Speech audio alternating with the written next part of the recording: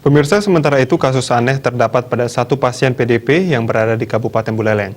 Selama 1 bulan dirawat, hasil swab dari laboratorium selalu berubah-ubah dan lebih banyak hasilnya mengarah ke positif. Hal tersebut terjadi pada pasien PDP 03 yang dirawat lebih dari 1 bulan. Hasil tes yang tidak stabil membuat tim medis di Buleleng kebingungan. Selama proses perawatan, PDP 03 telah menjalani pemeriksaan swab dengan metode Polymers Chain Reaction atau PCR sebanyak 12 kali. Hasilnya 2 kali dinyatakan negatif dan sisanya positif.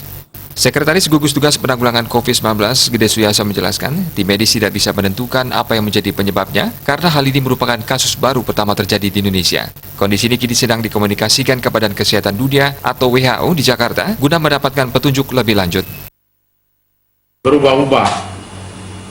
Ya, dari positif berapa kali terus negatif, habis itu positif lagi berapa kali negatif, dan sekarang kita berada ada negatif, ternyata positif.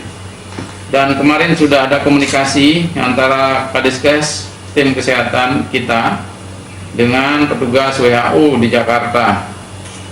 Jadi sudah disampaikan apa yang menyebabkan ini terjadi semua, sudah disampaikan. Jadi kita tidak bisa menentukan apa penyebabnya, karena yang kita pakai acuan adalah hasil lab.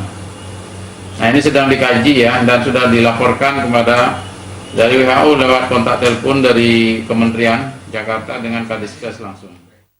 PDP 03 ini adalah pasien yang paling pertama terkonfirmasi positif di Kabupaten Buleleng. Pasien ini telah mulai menjalani perawatan sejak 16 Maret 2020 lalu yang mempunyai riwayat perjalanan kapal pesiar. Komang Yuda, Bali TV.